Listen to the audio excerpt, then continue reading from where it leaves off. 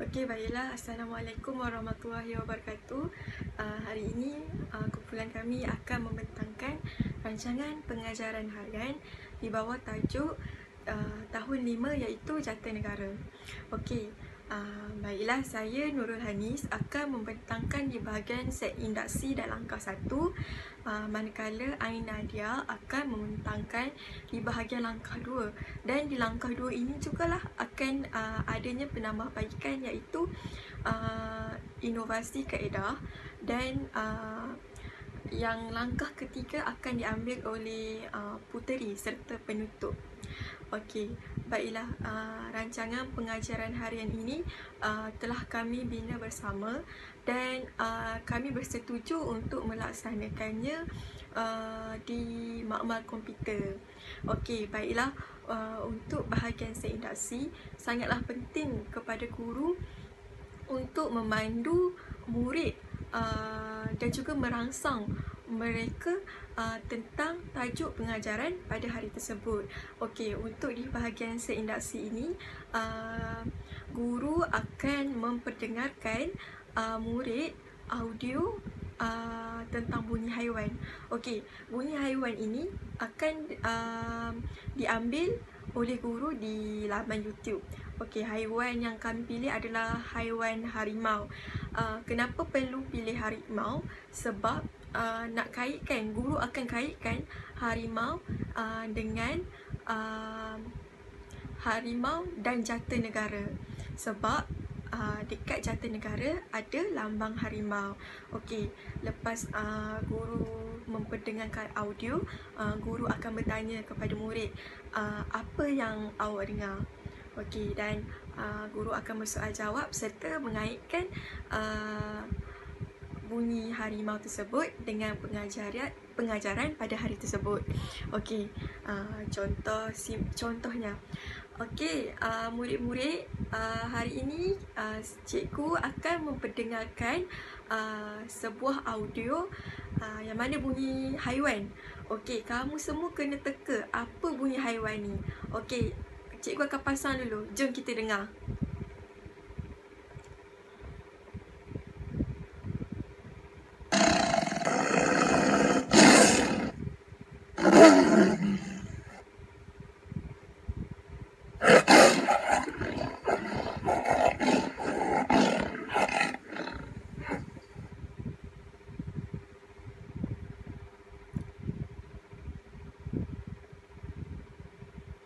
Okey, baiklah.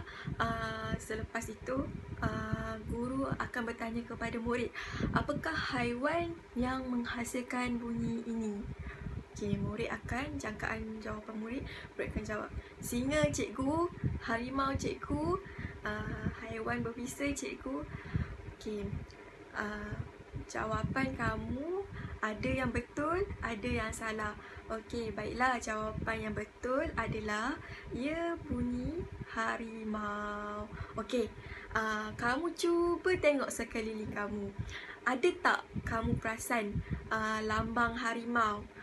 Okey, murid akan jawab, ada cikgu, lambang jersey Harimau Malaya.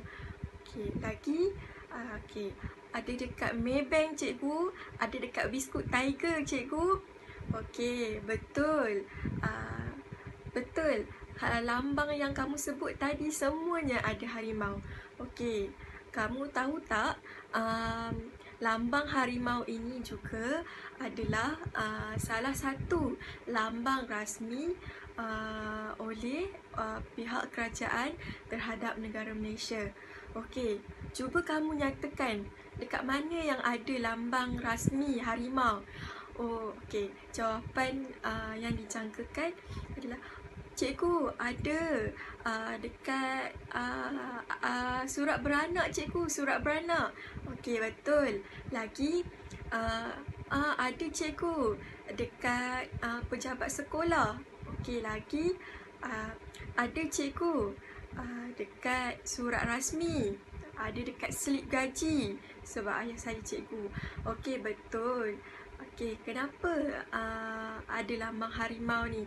Apa yang lambang harimau ini wakilkan? Okey, sebenarnya lambang harimau ini mewakilkan kepada Jata Negara Malaysia. Okay, baiklah.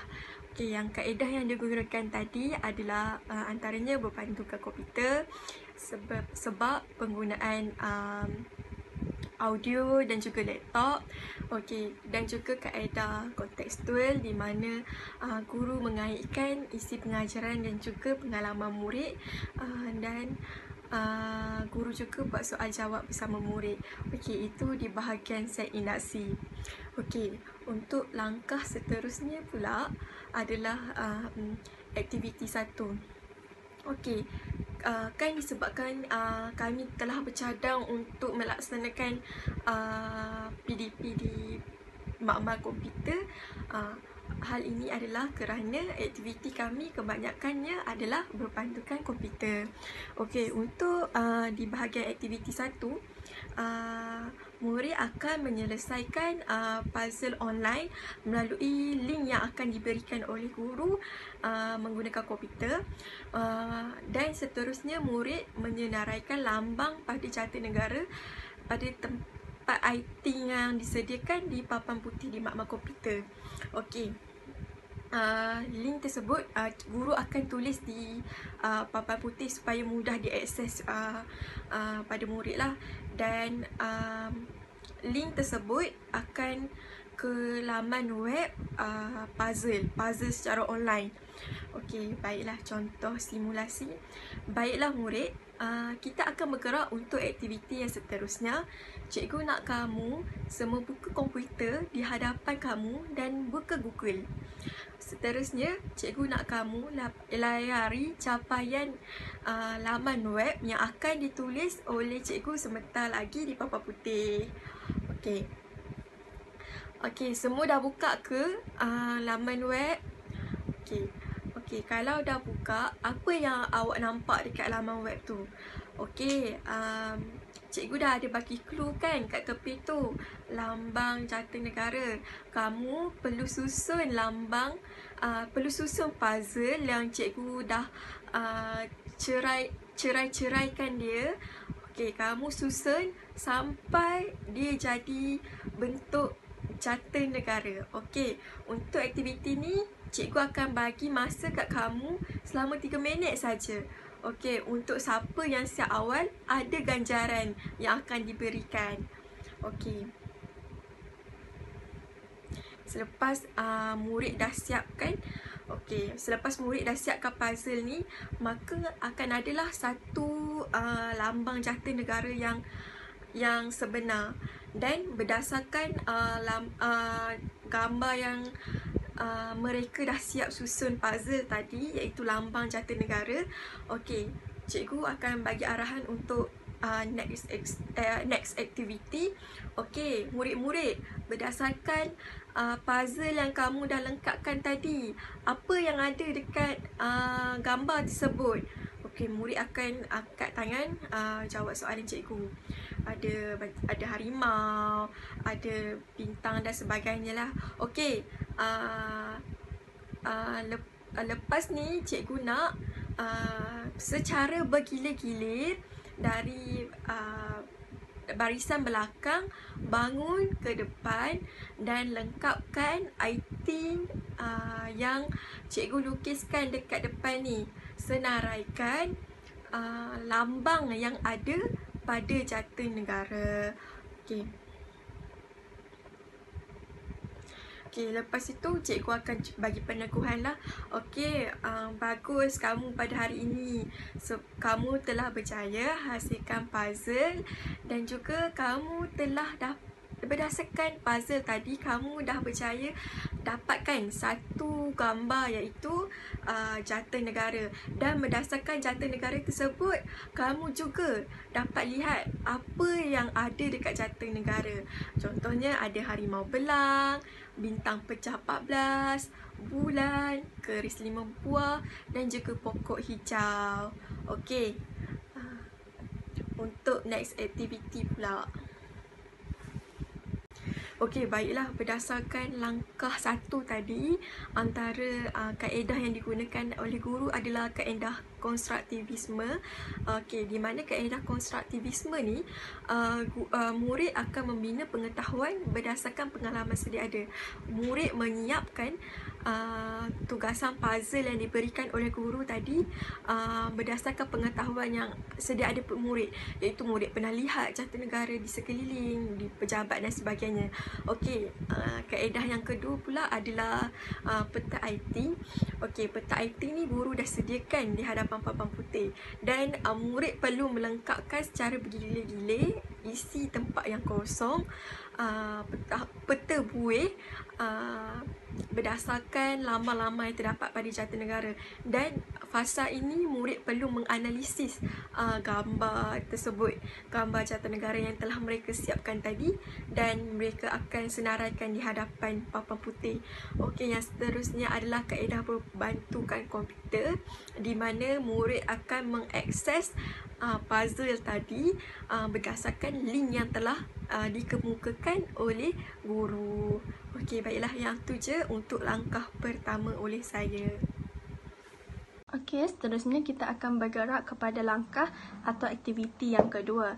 Untuk langkah ini saya akan mulakan dengan menggunakan kaedah berbantukan TMK dan juga teori kecerdasan pelbagai yang berfokus kepada muzik. Saya akan gunakan video lagu Jatinegara untuk membantu murid memahami tentang makna lambang-lambang yang ada pada Jatinegara. Saya gunakan TMK supaya saya dapat rangsang deria auditori dan juga deria visual murid untuk membantu mereka memahami lagi maksud lambang-lambang yang ada pada Jatinegara, membantu mereka mengingati tentang fakta-fakta makna lambang-lambang Jatinegara tersebut. Saya akan mulakan dengan mengatakan, murid-murid, sekarang kita akan nyanyikan lagu Jatinegara. Jadi cikgu nak awak dengar elok-elok lagu yang cikgu pasangkan. Lepas tu awak boleh tengok lirik pada video yang cikgu pasangkan dekat depan ni. Lirik dia ada dekat bawah. Jadi awak baca lirik kat sini, awak nyanyi sama-sama dan dengan bersemangat. Dalam pada tu juga awak kena hayati apa maksud lirik tersebut. Sebabnya nanti cikgu akan bagi soalan tentang lagu yang awak akan nyanyikan ni. Faham? Jom kita nyanyi sama-sama. 1, 2, 3. Setelah murid-murid tu siap menyanyikan lagu Jatinegara tersebut, saya akan bergerak kepada aktiviti untuk langkah kedua ni. Aktiviti yang seterusnya untuk langkah kedua ni iaitu permainan kotak beracun. Saya adakan permainan ni, bermain sambil belajar ni, supaya murid-murid tu tak rasa bosan dengan fakta-fakta yang perlu mereka hafal mengenai lambang-lambang Jatinegara ni. Sebaliknya mereka akan berasa seronok dan senang untuk mereka mengingati tentang fakta-fakta yang perlu mereka tahu. Jadi saya akan bagi tahu murid. Sekarang kita nak main. Boleh tak? Kita akan main kotak beracun. Awak pernah dengar tak pasal kotak beracun? Sekarang bagi yang tak tahu, kotak beracun ni cikgu akan bagi satu kotak yang ada soalan-soalan yang berkaitan dengan lambang-lambang Jatinegara. Jadi kotak tu awak akan pas dekat kawan awak sebelah, dan kawan awak yang sebelah tu kena pas dekat kawan awak yang sebelah lagi, sampailah lagu yang cikgu pasang tu berhenti. Dan orang yang last kali akan pegang sebelum lagu tu berhenti akan kena cabut satu soalan daripada kotak tu dan jawab. Dan jawapan-jawapan untuk soalan-soalan yang ada dalam kotak tu semua dah ada masa awak menyanyikan lagu tadi, lagu Jatinegara tadi. Jadi awak ingat balik je apa yang awak dah nyanyi tadi, lepas tu jawab soalan cikgu. Jawab soalan yang daripada kotak beracun tu. Boleh? Jadi semua dah faham pasal permainan ni? Kalau semua dah faham, jom kita mula. Antara soalan-soalan yang boleh ditanyakan dalam permainan kotak beracun tu, contohnya, apakah peranan Jatinegara? Apakah maksud bintang pencah 14 yang ada pada Jatinegara? Apakah maksud perisai yang ada pada Jatinegara? Apakah maksud lambang harimau yang ada pada Jatinegara? Jadi jawapan murid tu adalah murid boleh mencari jawapan tersebut, boleh mengingat balik dengan mengingati lagu yang mereka dah nyanyikan. Jadi contohnya, kalau jawapan kepada apakah maksud perisai kepada Jantanegara, kekuatan, apakah maksud harimau kepada yang ada pada Jantanegara, keberanian, semua ni tak ada dalam lirik lagu yang telah dinyatakan. Jadi senang untuk murid mengingat balik apa yang telah mereka nyanyikan dan berikan jawapan kepada persoalan guru. Penambahbaikan inovasi pula boleh kita lakukan pada permainan kotak beracun tadi. Sebagaimana saya terangkan, kotak beracun tadi yang telah saya nyatakan tadi hanyalah kotak beracun yang biasa kita mainkan, iaitu kita berikan kotak beracun itu kepada pelajar dan pelajar akan serahkan kotak tersebut kepada rakan sebelah dan seterusnya, dan akan berterusan sehinggalah kotak beracun tersebut terhenti apabila lagu yang dipasang itu terhenti dan murid akan jawab soalan daripada kotak beracun tu. Tapi sebagai inovasi, kita boleh gunakan lagu yang dipasang tu, gunakan lagu Jantanegara yang kita telah nyanyikan sebelum aktiviti permainan kotak beracun tadi. Kiranya dan kita juga boleh minta murid untuk nyanyikan lagu Jantanegara tersebut.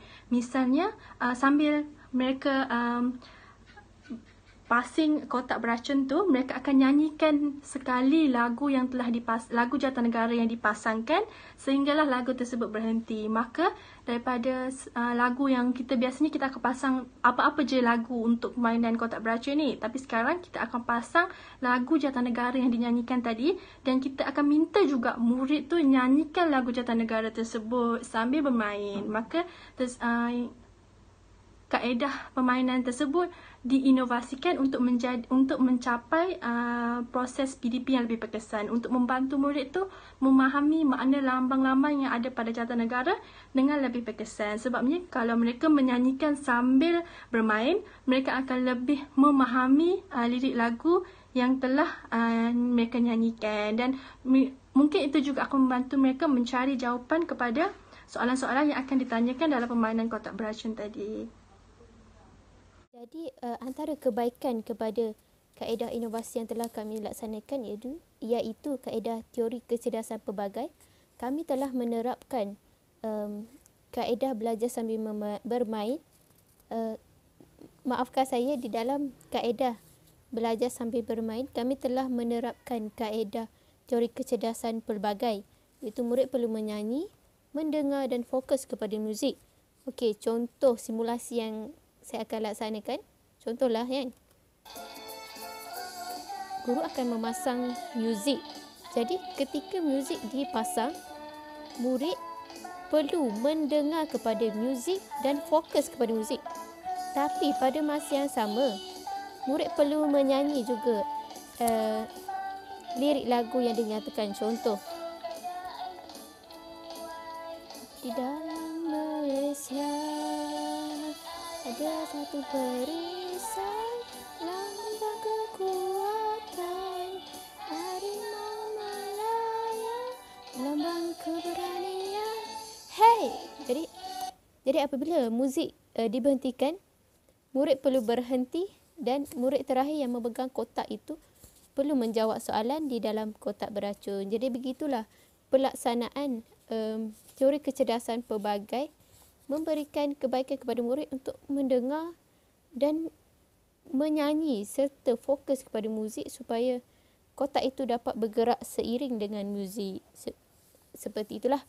Dan kebaikan yang kedua adalah dapat mewujudkan kelas yang aktif, iaitu apabila pelaksanaan aktiviti ini dijalankan, murid-murid akan berasa tertarik apabila terdapat penggunaan TMK dan aktiviti yang menarik yang menerapkan teori kecerdasan pelbagai yang dapat membantu murid untuk lebih memahami kepada topik yang dipelajari. Jadi kebaikan yang dihasilkan oleh kaedah teori kecerdasan pelbagai ini telah membantu guru untuk menghasilkan pembelajaran yang bermakna. Jadi itu saja untuk dari segi kebaikan kaedah inovatif yang telah kami laksanakan. Terima kasih. Okey, baiklah, untuk kaedah inovasi yang telah dibentangkan oleh Ainadia tadi, masih ada kelemahan dalam pelaksanaan aktiviti yang telah dirancang oleh kami ini. Antaranya adalah kawalan kelas oleh guru. Bagaimana guru nak handle aktiviti kotak beracun ni, sebab murid akan teruja untuk main, untuk menyanyikan lagu dalam masa yang sama, dan mungkin akan berlakunya kebisingan dan mengganggu kelas-kelas yang lain. Itu antara salah satu faktornya lah. Okey, baiklah, yang kedua pula adalah bagaimana pelaksanaan permainan kotak beracun yang memerlukan murid untuk membuat satu kumpulan yang besar. Dan hal ini menyukarkan guru sebab pelaksanaan PDP yang telah dirancang akan dilaksanakan di makmal komputer, dan kemungkinan keselamatan pelajar sekiranya pelajar berlakunya tolak menolak, berlakunya perebutan dan sebagainya. Selain itu, ada juga terdapat harta-harta kerajaan seperti komputer, LCD, CPU dan sebagainya. Dan untuk itu murid memerlukan juga ruang yang besar. Mungkin akan ambil masa yang lama untuk guru susun murid untuk aktiviti ini dapat dijalankan dengan lancar. Okey, yang tu antara kekangan yang kami dapat lihat untuk laksanakan aktiviti ini. Langkah ketiga, kami telah memilih kaedah Experiential Activities Planner iaitu EAP. Okey, jadi kenapa kami memilih kaedah EAP atas rasional? Kerana ia dapat mewujudkan pembelajaran yang aktif serta ia melibatkan komuniti iaitu komuniti kelas yang dapat mewujudkan pembelajaran yang bermakna. Jadi sebelum saya bergerak kepada prosedur pelaksanaan aktiviti 3, saya ingin menerangkan sedikit tentang konsep kaedah EAP itu sendiri. Jadi EAP merupakan gabungan beberapa pedagogi iaitu kajian masa depan, kemahiran berfikir dan juga teori kecerdasan pelbagai. Kami telah menerapkan 2 pedagogi dalam aktiviti ini iaitu pedagogi kemahiran berfikir serta pedagogi teori kecerdasan pelbagai. Selain itu, EAP juga merangkumi 5 aspek pembelajaran iaitu belajar dalam suasana yang harmonis, kemahiran berfikir kritis, kreatif dan inovatif, pembelajaran kooperatif, pelibatan komuniti dan juga proses pembelajaran individu dan kecerdasan pelbagai. Jadi kami telah menerapkan 4 daripada 5 aspek pembelajaran dalam aktiviti 3 ini. Jadi saya akan bergerak kepada rancangan pengajaran harian bagi aktiviti 3. Jadi aktiviti 3 ini kami telah melaksanakan aktiviti hot seat. Dan dalam aktiviti hot seat ini sendiri, kami telah melakukan beberapa inovasi BBM. Jadi saya akan menerangkan sedikit bagaimana pelaksanaan aktiviti hot seat ini sendiri. Okey, pertama, murid yang dipilih akan duduk di atas kerusi hot seat. Murid tersebut perlu menjawab setiap soalan yang diajukan oleh rakan atau guru. Oleh itu, murid yang duduk di atas kerusi hot seat perlu menjawab dengan betul supaya dapat mengekalkan kedudukan mereka. Jika murid duduk di atas kerusi hot seat itu gagal untuk menjawab soalan yang diajukan, pemilik kerusi akan bertukar kepada orang yang menyoalkan soalan tersebut. Soalan yang tidak dapat dijawab oleh murid yang berada di atas kerusi hot seat. Oleh itu, murid yang menanyakan soalan juga perlu mengetahui jawapan kepada soalan yang diajukan. Kerana jika murid yang berada di atas kerusi hot seat itu tidak dapat menjawab soalan, murid tersebut perlu memberikan jawapan kepada kelas. Apakah jawapan kepada soalan tersebut? Oleh itu, guru perlu memainkan peranan sebagai perangsang atau untuk merangsang murid supaya menyoalkan, guru perlu memainkan peranan sebagai facilitator untuk merangsang murid-murid supaya soalan yang berkaitan dengan isi pembelajaran dan pengajaran dapat memandu jawapan yang betul dan tepat. Jadi aktiviti ini akan dimulakan dengan maafkan saya. Jadi inovasi yang dilakukan di dalam pelaksanaan aktiviti hot seat ialah aktiviti hot seat ini telah diinovasikan dengan dua fungsi, iaitu fungsi bunyi dan juga fungsi audio. Jadi fungsi bunyi ini berfungsi dengan menghasilkan bunyi jika jawapan murid itu salah atau betul. Jika bunyi beep yang dihasilkan, maka jawapan yang diberikan oleh murid adalah betul. Jadi jika bunyi tag dihasilkan, maka jawapan yang diberikan oleh murid adalah salah. Fungsi kedua ialah lampu. Jika lampu merah dinyalakan, maka jawapan murid adalah salah. Manakala jika lampu hijau dinyalakan, bermaksud jawapan murid adalah betul. Lampu dan bunyi hot seat ini akan dikawal oleh remote control atau alat kawalan jauh yang akan dipegang oleh penyoal, sama ada guru ataupun murid. Jadi, pertama, guru akan meminta wakil murid ke hadapan dan duduk di atas kerusi hot seat yang disediakan. Seterusnya, murid yang mewakili kelas tersebut dianggap sebagai pakar dalam tajuk yang dipelajari dan perlu menjawab segala persoalan yang diajukan kepadanya. Antara soalan yang boleh diajukan contohnya, apakah maksud simbol harimau pada Jatinegara dan sebagainya. Okey, di dalam aktiviti hot seat ini, kami telah menerapkan pedagogi dan juga aspek pembelajaran. Okey, jadi antara pedagogi yang diterapkan adalah kemahiran berfikir, iaitu murid perlu mencipta soalan secara kritis dan kreatif untuk merampas kedudukan tahta hot seat itu. Saya andaikan seperti itulah. Jadi murid akan memikirkan soalan yang sukar supaya dapat merampas kedudukan hot seat daripada murid yang berada di atas kerusi hot seat tersebut. Oleh itu, kemahiran C5 iaitu menilai telah diterapkan di dalam aktiviti penyoalan dan memberi jawapan ini, iaitu murid membuat penilaian kepada pembelajaran atau aktiviti sebelumnya, iaitu aktiviti secara visual Jatinegara tersebut dan juga makna Jatinegara itu untuk membuat soalan. Jadi murid perlu membuat penilaian kepada apa yang dia belajar sebelum ini dan seterusnya membuat pertimbangan untuk menjawab soalan serta mereka soalan untuk diajukan kepada murid yang berada di atas kerusi tersebut. Selain itu, pedagogi yang kami terapkan juga ialah pedagogi teori kecerdasan pelbagai, iaitu secara audio dan juga visual. Iaitu audio visual yang telah saya terangkan berkisarkan tentang inovasi kerusi hot seat, iaitu bunyi beep dan tag, maafkan saya, dan juga lampu hijau dan merah. Jadi teori kecerdasan pelbagai secara audio dan juga visual ini membantu murid untuk kekal fokus dan mereka soalan yang dapat merampas tahta kerusi tersebut. Selain itu, aktiviti yang kami hasilkan juga merangkumi 4 aspek pembelajaran, iaitu belajar dalam suasana yang riang dan harmonis. Oleh itu, apabila pelaksanaan hot seat ini dilaksanakan, murid akan menjadi tertarik untuk merampas tahta yang dimiliki oleh pemilik kerusi hot seat.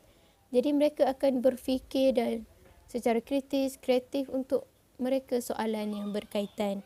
Seterusnya, kemahiran berfikir kritis dan kreatif serta inovatif. Jadi murid akan mencipta soalan berdasarkan taksonomi Bloom, aras taksonomi Bloom, yang akan memulai dengan aras mengingat, memahami dan seterusnya.